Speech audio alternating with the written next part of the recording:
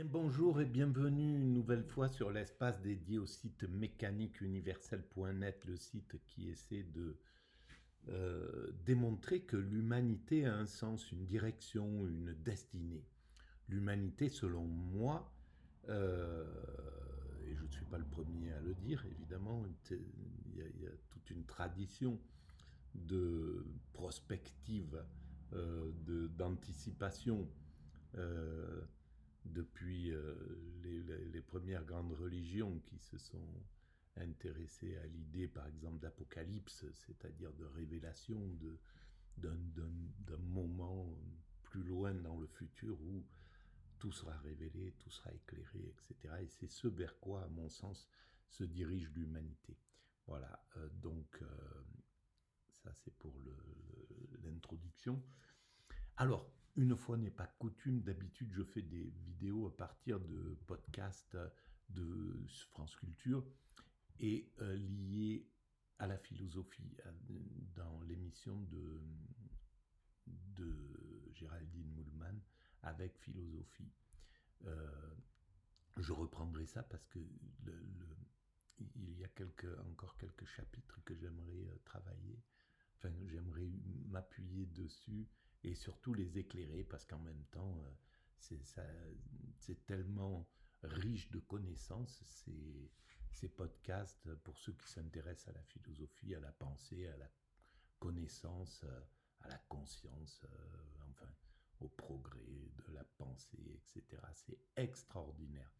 Donc je le conseille vraiment à tout le monde de s'abonner à France Culture et de délaisser un peu les, les chaînes et de délaisser même totalement, enfin moi je les ai totalement délaissées, les chaînes de l'oligarchie au profit de cette pure merveille qu'on a grâce à Dieu et qui ont certainement éduqué, d'ailleurs, France Culture, les personnes les, qui sont devenus des extrémistes et qui voudraient privatiser ces radios et qui ont été sans doute leur plus grand formateur. Et là, c'est vraiment honteux que ils l'ont dit d'ailleurs pour une voix dont je me rappelle avoir dit à quel point France Inter, France Culture avait été importante dans sa connaissance et maintenant il préconise de vendre ça à l'oligarchie, donc en fait de détruire, parce que ça veut dire ça quoi, de détruire le dernier rempart un petit peu de résistance qu'il existe sur les médias. Il n'y en a plus beaucoup et voilà, c'en est un. Alors là, je vais donc pour cette fois, je vais m'appuyer sur un podcast de, sur l'histoire. Alors l'émission, c'est le cours de l'histoire, présenté par Xavier Mauduit, et là c'est inceste et viol d'enfants, des siècles de négation et de dénonciation. Donc apparemment, je ne l'ai pas écouté, hein, donc je vais le découvrir en même temps. Apparemment c'est sur l'histoire un petit peu, comme ça met en perspective, parce que je travaille un petit peu là-dessus aussi sur les réseaux sociaux, quand il y a des gens qui viennent en me disant mais tu vois pas, l'humanité elle régresse, regarde ce qui se passe avec les enfants, etc. Je leur dis mais si tu mets en perspective ce qui se passe aujourd'hui avec ce qui se passait par exemple dans les années 50, 60, 70, où tout se passait mais encore davantage et c'était sous le boisseau, sous le tapis, tout le monde le savait, dans les villages il y avait des prédateurs qui abusaient quasiment de tous les gosses qui étaient dans le coin. Et, et en plus, les gens ne disaient rien, quoi. Ils savaient que c'était comme ça, mais voilà, ça passait beaucoup de choses passaient en dessous. Donc, pouvoir mesurer l'évolution des choses ne veut pas dire qu'il faut négliger, au contraire, il faut encore plus lutter, etc. Ça devrait devenir un, c'est clair que la maltraitance des enfants, l'abus des enfants, la maltraitance des enfants, quand on sait les répercussions pour une existence, quand on sait toutes les conséquences sociales et humaines que ça a dans la société, le fait d'avoir été maltraité dans son enfance, ça devrait, le fait que ça ne monte pas à l'esprit des dominants d'en faire la cause première de l'humanité, alors vraiment ça veut dire que c'est des gros narcissiques qui ne peuvent voir que leur petite vie, et voilà, qui n'arrivent pas à se hisser au niveau de la conscience collective humaine et donc de remplir leur rôle de dominant dans une démocratie, c'est-à-dire de serviteur du peuple, tout simplement. Voilà, alors je lance le podcast et on y va. Le stade du latin, enfin bon, c'est évidemment l'aspect technique de notre métier, mais il a accès et éventuellement des témoignages, mais des témoignages souvent la plupart du temps d'adultes et pas d'enfants. L'historien qui revient aux sources, historienne, on ne peut pas faire autrement. Et puis à l'évolution même de cette science historique que vous avez cité, Philippe Ariès, avec un ouvrage majeur dans l'historiographie, c'est l'enfant et la vie familiale sous l'Ancien Régime. Nous étions en une compétence alors peu appréciée des cours, et qu'aujourd'hui, à l'inverse, les journalistes commentent avec admiration et gourmandise. Alors c'est un livre pas tant sur le sport que sur la virilité et le sport, comment l'une est une notion moderne. Mais je comprends rien que ce qui se passe. Ils ont changé l'enfant comme un objet d'étude. Je crois que le sentiment de la famille est une notion moderne.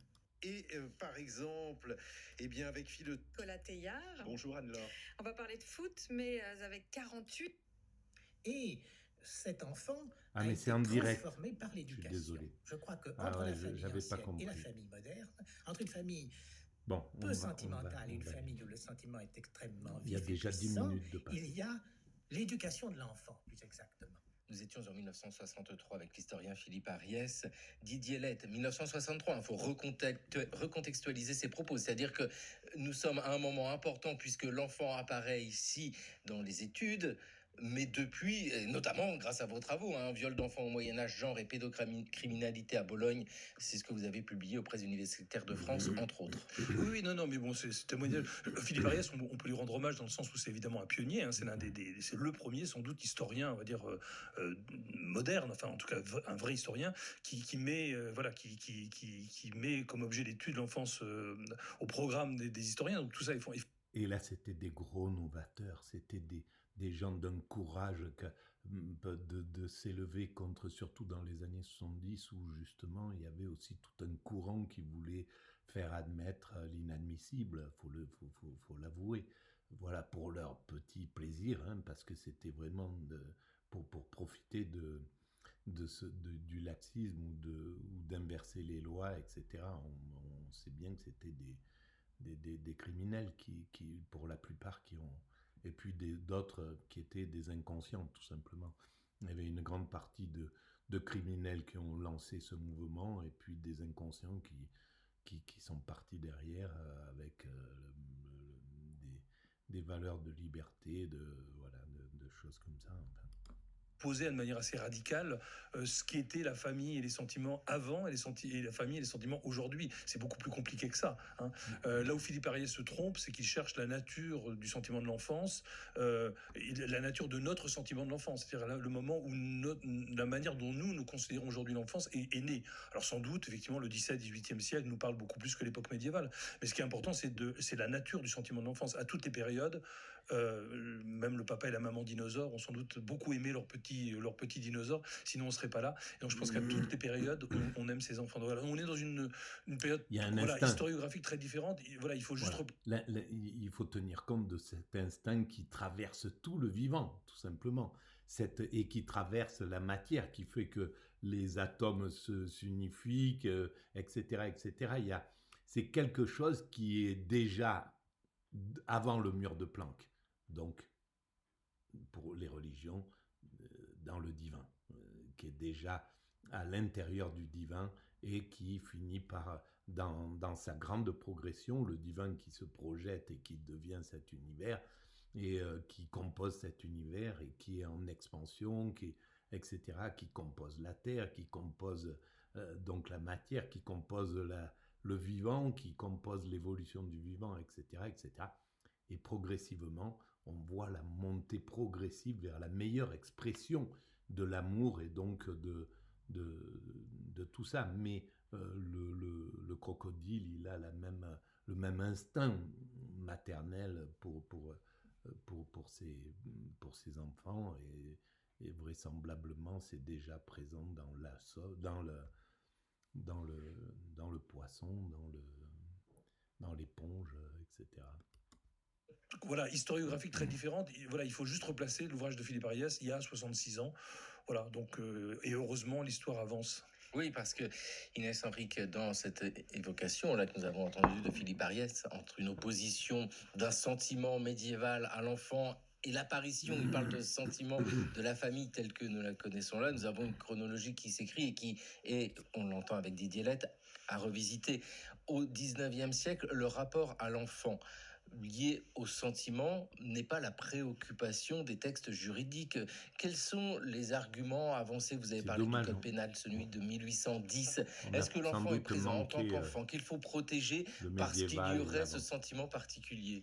Alors, oui, tout à fait. Mais si je peux simplement rebondir sur ce qui a été dit juste avant par rapport à Ariès, je pense qu'il a été revisité par les médiévistes et par les modernistes. Il a été aussi revisité par les contemporanéistes, puisque l'idée qu'on aurait une famille démocratique fondée sur l'affection entre les parents et les enfants, sur un respect de l'autonomie de l'enfant, c'est quelque chose qu'on peut très largement remettre aussi en question pour le 19e siècle et même pour une partie du 20e siècle, puisque la famille au 19e siècle se structure dans le Code civil, ce qui nous ramène à ces questions de droit, se structure autour de l'autorité paternelle, qui est souvent désignée à travers le terme de puissance paternelle.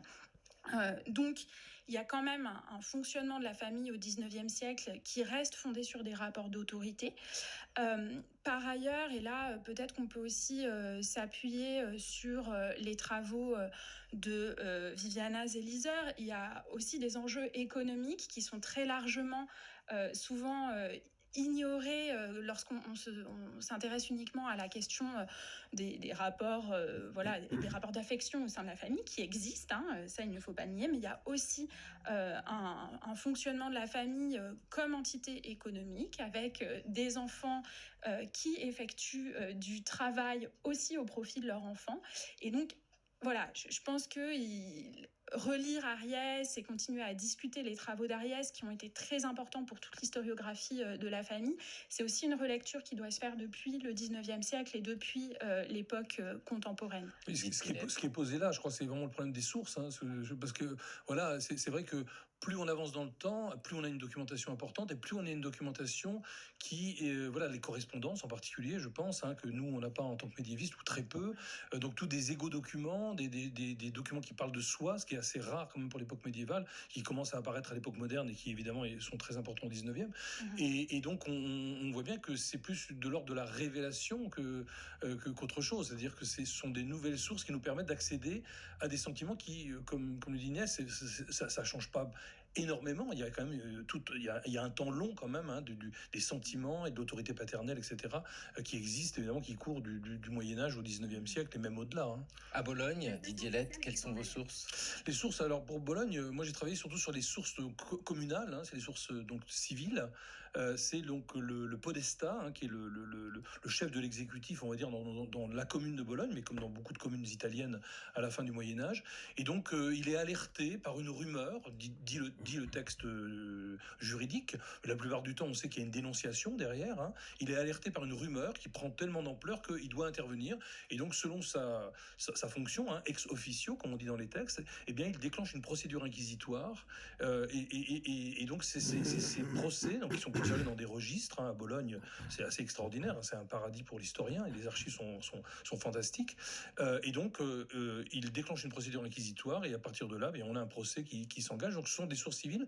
Et notamment, c'est la raison pour laquelle je n'ai pas, évidemment, de clercs qui sont accusés. On parlera tout à l'heure sans doute des coupables. Mais moi, je ne peux pas travailler sur les clercs. Parfois, il m'arrivait de trouver, évidemment, un clerc qui a volé ou qui a commis un crime, etc. Et aussitôt, le clerc arrive en disant « Attendez, regardez, j'ai une preuve que je suis suis bien clair, j'ai une tonsure, je peux le prouver, j'ai un papier. Et donc, aussitôt, hop, il passe dans une autre justice, qui est la justice ecclésiastique, puisqu'il est protégé par ce qu'on appelle le fort ecclésiastique, qui lui permet d'être jugé par les officialités, donc par une autre justice, qui est la justice de l'évêque, et qui, en général, est beaucoup plus tolérante que la justice civile. Voilà. Alors ça fait partie des choses qu'on doit contester, qu'on doit critiquer dans le passé des religions. Il y a des choses extrêmement positives qu'elles ont apportées, même simplement l'idée du pardon, l'idée de la psychologie, de pouvoir exprimer ce qu'on a fait de mal dans la confession, etc., le début du soin psychologique, le fait d'avoir imaginé un divin au-dessus du dominant auquel le dominant devait également rendre compte, donc il perdait de sa toute-puissance, le dominant laïque perdait de sa toute-puissance, puisque lui-même, le roi, il devait obéir à Dieu, et il avait des comptes à rendre à Dieu. Et à partir de là, ça a permis de maîtriser les pulsions des dominants, d'une certaine manière. Bon, voilà.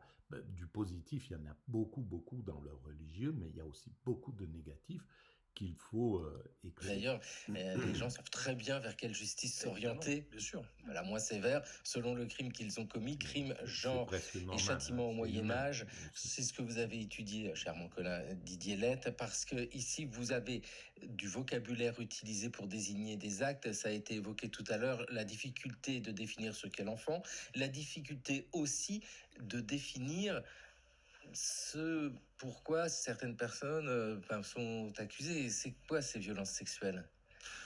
Alors, en fait, ces violences, elles sont... Alors, pour moi, donc, j'ai essayé de faire varier la variable genre, qui me paraît évidemment très importante. Donc, voilà, j'ai travaillé sur une 150, j'ai exhumé, on va dire, entre 1350 et 1474, donc, vous voyez, sur à peu près 130, 140 ans, j'ai trouvé à peu près 140 cas. Donc, ça fait un cas par an. Un cas par an dans une ville qui fait à peu près 40 000 habitants, bon voilà, c'est très peu, et sans doute que c'est voilà, c'est une toute petite partie de ce qui a réellement existé. Mais ça, l'historien sait très bien que de toute façon, il a accès qu'à une toute petite partie de ce qu'il a existé. C'est ce qui arrive aux oreilles du podestat. Et donc, à ce moment-là, il y a vraiment, en termes de genre, quelque chose de très très différent. Il y a une différence entre le viol d'une petite fille, qui est un viol, comme un viol de femme, sauf qu'évidemment on tient compte de l'âge, évidemment, et des circonstances, voilà.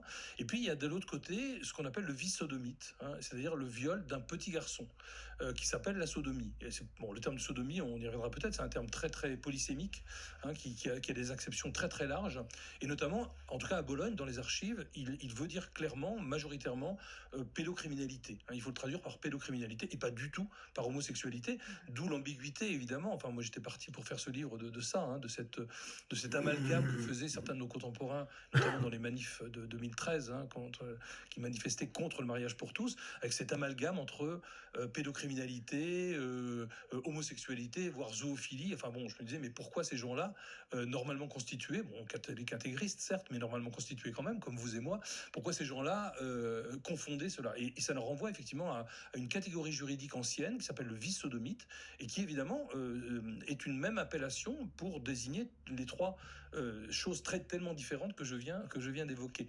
Et voilà, donc j'étais parti de cette idée-là, et donc évidemment on a deux domaines très très différents, et donc violer un petit garçon et violer une petite fille, c'est quelque chose d'extrêmement différent. Aujourd'hui aussi ça l'est, mais on n'est pas du tout dans la même catégorie. Il y a d'un côté il y a à la fois un crime et un péché d'un côté, un crime contre nature, et de l'autre côté... C'est pour ça que les abus, même aujourd'hui, certains hommes qui ont été abusés, et voilà, dans les années 60-70, c'était fréquent, mais comme avant et comme après, etc.